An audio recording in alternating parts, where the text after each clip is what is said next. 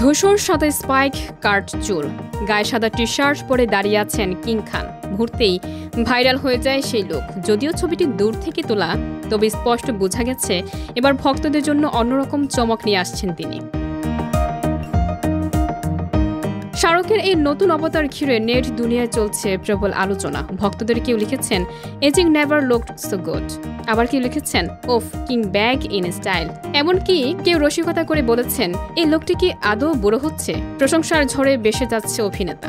ভক্তদের দাবি, এক দশক পর হলেও শাহরুখ এখনও বলিউডের স্টাইল আইকন। এই ভাইরাল ছবির সূত্র ধরেই কিং ছবির চরিত্রে নিয়ে জল্পনা আরও বেড়েছে।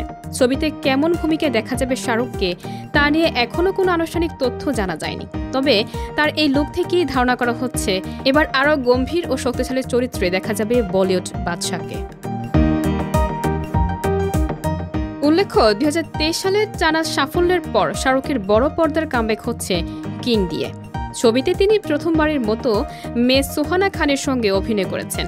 এই ছবি শাহরুখ ভক্তদের মাঝে সৃষ্টি করেছে আগ্রহ ও উন্মাদনা। প্রমাণ হয়েছে সময় যতই যাক, কিং খান এখনও ভক্তদের হৃদয়ে সমানভাবে রাজত্ব করেন। সবাই এখন অপেক্ষায় কিং মুক্তির পর্দা উঠলেই যেন দেখা যাবে শাহরুখের এই নতুন রূপের সম্পূর্ণ অবতারের।